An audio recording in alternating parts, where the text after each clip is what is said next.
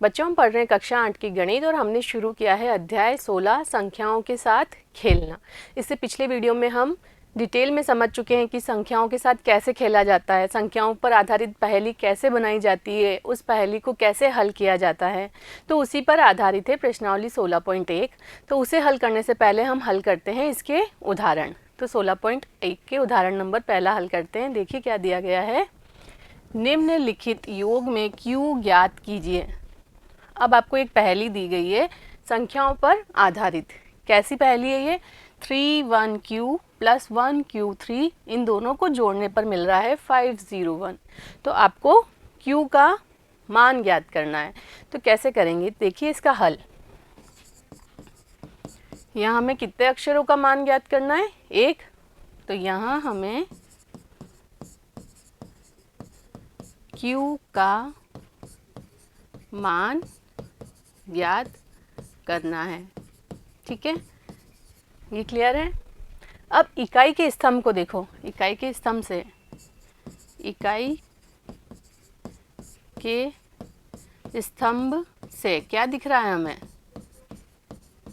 q + 3 ऐसी संख्या आनी चाहिए जिसका इकाई का अंक हो 1। इकाई का अंक तो 1 आएगा, तभी तो आप यहाँ 1 लिखोगे और हासिल आएगी वो आप ऊपर लिख दोगे। तो इकाई का अंक तो क्या आना चाहिए? 1 आना चाहिए। तो ये कब हो सकता है? देखिए q का मान क्या रखें ऐसा कि इकाई के स्थान पर 1 आए। तो इकाई के स्थान पर 1 आने वाला संख्या कौन सी हो सकती है? 11। 11 में क्या है? इकाई का अंक 1 है। तो यहाँ से योग 11 आए तो आपको क्या चाहिए होगा? ऐसा कब हो सकता है? जब q का मान कितना हो? 8 हो। तो क्या होगा? यहाँ से q का मान 8 प्राप्त होगा। कैसे होगा? देखिए 8 + 3, 8 और 3 11, तो ये आ जाएगा इकाई का अंक 1। तब पहेली क्या हो जाएगी? देखिए तब दी गई पहेली कैसी हो जाएगी? यहाँ आगे देखते हैं। 31 q का मान हमको मिला है 8, तो यहाँ लिख दिया हमने 8। आगे लिखा है +1 q की जगह 8 3। अब देखिए इनको जोड़ते हैं तो क्या मिल रहा है? 8 और 3 11, 1 हासिल आई, 8 9 10 0 1 3 4 5। तो ये मिल गया हमको 501। इसका मतलब जो है ये q हमने निकाला है 8 वह सही है। तो क्या लिख देंगे? अतः q बराबर 8 होगा। क्लियर है? इजी है, समझ में आ गया। सबसे पहले आप क्या देखेंगे? जो इसका इकाई का स्तंभ है, इकाई के स्तंभ से हमको क्या लग रहा है कि 8 और q और 3 का योग आना चाहिए ऐसी संख्या जिसका इकाई का अंक 1 है। तो ऐसी संख्या होती है 11। आप कहेंगे 21 क्यों नहीं? तो 21 भी हो सकती है जिसका इकाई का अंक 1 है, परंतु इनका योग 21 बनाने के लिए क्या करना होगा? q का मान कितना होना चाहिए? 18। 18 और 3 21 होते हैं। तो q का मान 18 हो सकता है क्या? q तो एक संख्या का एक अंक है, तो क्या होगा? एक अंक वाली संख्या होगी, 18 तो नहीं हो सकता। तो इसका मतलब क्या हुआ कि q + 3 ऐसी संख्या है जिसका इकाई का अंक 1 है, वो संख्या होगी 11, और 11 बनाने के लिए q 8 ही होगा। क्लियर? समझ में आ गया कैसे करना है और कैसे लिखना है? तो चलते हैं अगले उदाहरण पर। उदाहरण नंबर 2। देखिए क्या दिया गया है यहाँ पर, निम्नलिखित योग में a और b ज्ञात करना है। आपको ये योग दिया गया है, इसमें आपको a और b ज्ञात करना है। तो देखिए इसका हल। यहाँ हमें क्या ज्ञात करना है? a व b का मान ज्ञात करना है। क्लियर? 2 अक्षर हैं यहाँ पर a और b जो अननोन है, जिनका मान हमको ज्ञात करना है। तो इकाई के स्तंभ से हम क्या देखते हैं? यहाँ लिख रही हूँ मैं आगे, इकाई के स्तंभ से हमको क्या दिख रहा है? a + a + a ऐसी संख्या आना चाहिए जिसका इकाई का अंक भी a हो। तो क्या हो सकती है, देखिए 0 हो सकता है क्योंकि 0 + 0 + 0 0 आता है, परंतु ऐसा होने पर इस b का मान भी क्या हो जाएगा, जब आप यहाँ पर a का मान 0 लेके चलेंगे तो क्या होगा, 0 0 0, इनको प्लस करोगे तो क्या आएगा, 0 आ जाएगा। इसका मतलब b भी 0 हो रहा है, तो a और b तो अलग अलग चीज़ें हैं, दोनों एक तो हो नहीं सकते 0, तो मतलब a बराबर 0 तो नहीं होगा। ये क्लियर हो गया। और ऐसा मान क्या हो सकता है कि 3 बार a जोड़ने पर जो संख्या मिले उसका इकाई का अंक भी a हो। तो 5 लेके देखो क्या हो जाएगा, 5 + 5 + 5, 5 दिया 15 आ रहा है, तो ये आ रहा है यहाँ पर इकाई का अंक a आ रहा है। a बराबर 5 लेके चले तो 5 को 3 बार जोड़ने पर मिला हमें 15, जिसका इकाई का अंक भी 5 है। इसका मतलब a का मान हो सकता है 5। क्लियर। तो क्या लिख देंगे यहाँ पर, यहाँ a को 3 बार जोड़ने पर ऐसी संख्या प्राप्त हो रही है जिसका इकाई का अंक कितना आ रहा है, a ही है। क्लियर। अब ऐसा होने के लिए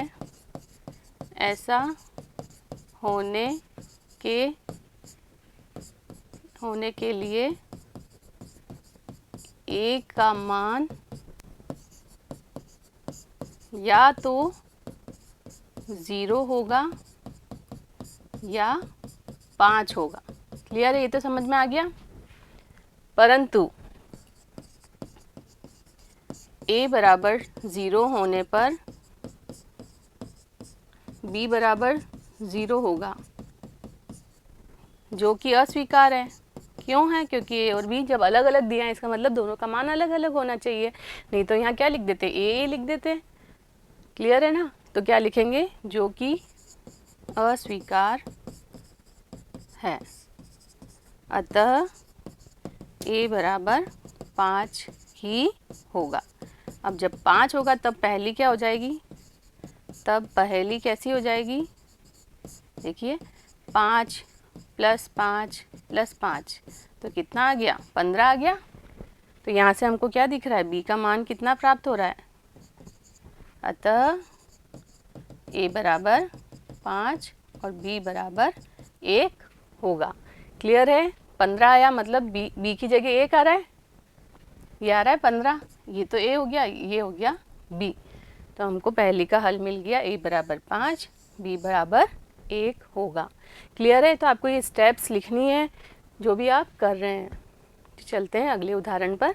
उदाहरण नंबर 3। देखिए क्या दिया गया है, a और b को ज्ञात कीजिए। कैसा है a और b, ba गुणा b3, उत्तर मिल रहा है 5 7 a। तब आपको a और b ज्ञात करना है। तो ये कैसे करेंगे, देखिए इसका हल क्या है, यहाँ हमें a व b का मान ज्ञात करना है। क्लियर। दो चीज़ों का मान ज्ञात करना है, a और b। अब इसका भी इकाई का स्तंभ देखते हैं तो क्या हो जाएगा, यहाँ 3 गुणा a बराबर मिल रहा है ऐसी संख्या जिसका इकाई का अंक a प्राप्त हो रहा है। ऐसा कब हो सकता है, देखिए 3 गुणा 0 करेंगे तो 0 मिल रहा है, तो a का मान 1 तो हमको मिल सकता है 0। 3 गुणा 1 करेंगे तो 3 मिल जाएगा, जो नहीं हो सकता। 3 गुणा 2 करेंगे तो 6 मिल जाएगा, वो भी नहीं हो रहा। 3 गुणा 3 करेंगे तो 9 मिलेगा, तो वो भी नहीं हो सकता। 3 गुणा 4 12 मिलता है।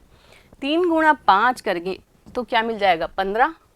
देखिए 3 गुणा अगर आपने 5 किया तो आपको मिल रहा है 15, तो ये वाला a और इसका इकाई अंक बराबर आ रहा है। तो इसका मतलब जो a का मान है वह या तो 0 होगा या होगा 5। तो क्या लिख देंगे, यहाँ 3 गुणा a बराबर a प्राप्त होता है, मतलब ऐसी संख्या जिसका इकाई का अंक है a।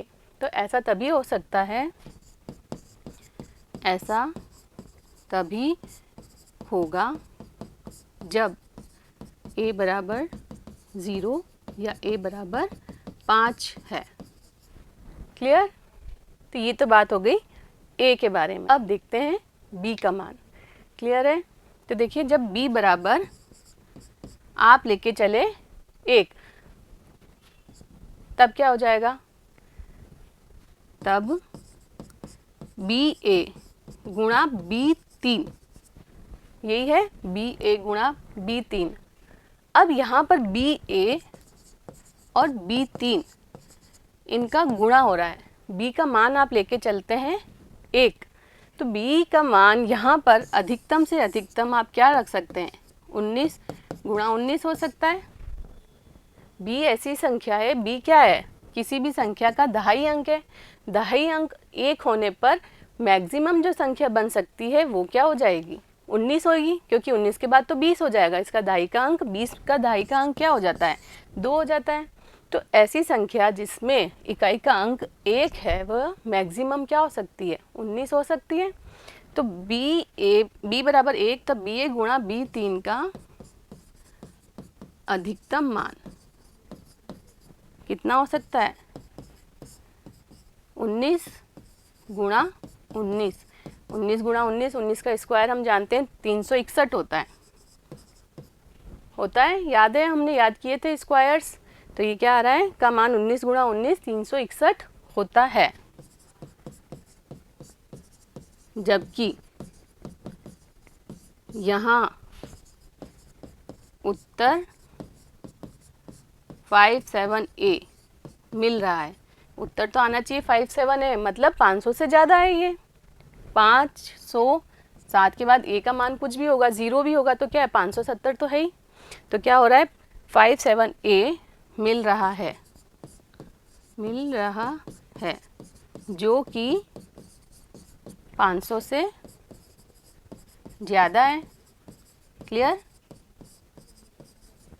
यहाँ तक समझ में आया? A का हिसाब तो हमको पहले स्तंभ से मिल गया कि 3 गुणा A से ऐसी संख्या मिलनी चाहिए जो A हो, जिसका इकाई का अंक A हो। इसका मतलब A तो होगा 0 या 5। अब B के बारे में कैसे इन्फॉर्मेशन मिलेगी? तो यहाँ हमको दिख रहा है कि BA गुणा B3 है। तो B अगर हम 1 लेके चलते हैं तो उसका मैक्सिमम मान हो सकता है 19 गुणा 19, तो 361। जबकि उत्तर है 570 के ऊपर की संख्या, क्योंकि A का मान 0, 1, 2, 3 कुछ भी हो सकता है। तो अगर 0 भी लेके चले तो 570 आ रहा है, मतलब BA गुणा B3 का मान 570 से अधिक होना चाहिए। तो जब आप B1 लेके चल रहे हो तो 361 ही मिलेगा मैक्सिमम, सबसे अधिकतम मान 361 ही मिल सकता है। तो इसका मतलब B बराबर 1 जो लेके चल रहे थे वह तो नहीं होगा। अब B बराबर 3 लेके देखते हैं। देखिए आगे,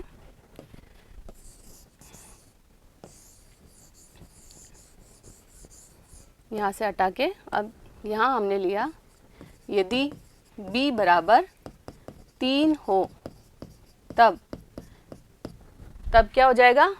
तब BA गुणा B3 का न्यूनतम मान कितना हो जाएगा? न्यूनतम मान, ये अधिकतम था 19 गुणा 19। अब जब 3 लेके चल रहे हैं B का मान, तो न्यूनतम मान 30 गुणा 30 हो सकता है। B क्या है? दहाई अंक है, दहाई अंक 3, तो इसका न्यूनतम मान कितना हो सकता है? इसके पीछे 0 लग सकता है, तो 30 गुणा 30 बराबर 900 हो सकता है न्यूनतम मान।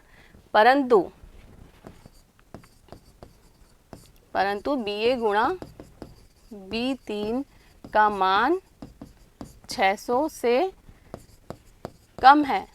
ये तो 500 के समथिंग ही है, इसका मतलब 600 से भी कम है।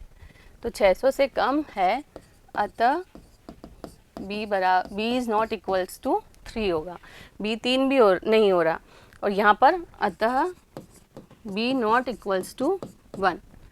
यहाँ से हमको मिल गया कि B 1 नहीं हो सकता, यहाँ से मिल गया कि B 3 नहीं हो सकता। तो B निश्चित रूप से कितना होगा? 2 ही होगा। यहाँ से कम मिल रहा है और यहाँ से ज़्यादा मिल रहा है, इसका मतलब B निश्चित रूप से 2 होगा। क्लियर है? तो क्या लिख देंगे? अतः निश्चित रूप से b बराबर 2 ही होगा। क्लियर, समझ में आया? b का मान हमने कैसे निकाला? b को 1 रख के देख लिया और b को 3 रख के देख लिया। 1 से क्या हो रहा है? कम मान प्राप्त हो रहा है और 3 से ज़्यादा मान प्राप्त हो रहा है। इसका मतलब b निश्चित रूप से 2 ही होगा। तब दी पहली या तो क्या है, अब 2 का b की जगह रख दिया 2 और a की जगह या तो 0 है या 5 है, ये भी हमने देखा है। अभी हम ये कंफर्म नहीं है कि b a का मान 0 है या 5 है, तो वो कैसे होगा वो यहाँ देखते हैं। तब दी पहली या तो हो जाएगी, अगर 0 लेके चलते हैं a का मान, तो 20 गुणा 23 बराबर कितना आ जाएगा? 20 गुणा 23, देखिए यहाँ पर करके देख लेते हैं हम। 20 गुणा 23, तो ये तो आ गया 0, 3 दूनी 6 और 2 दूनी 4, 460 आ रहा है। 20 गुणा 23 बराबर 460 होगा, या क्या हो जाएगा? 25 गुणा 23, ए का मान हम 25 भी तो ले सकते हैं, ए का मान 0 या 5 है। जब 25 लेके चलते हैं तब देखते हैं हम क्या होता है। ये तो नहीं होगा, 25 गुणा 23 करते हैं, 5 तिया 15, 3 दूनी 6 और 1 7, 5 दूनी 10, हासिल 1, 2 दूनी 4 और 1 5। इसको जब जोड़ेंगे तो हमको मिल रहा है 575, 575 होगा। 460 गलत है, क्योंकि हमको क्या चाहिए? 57 तो आना ही चाहिए, तो इससे आ रहा है।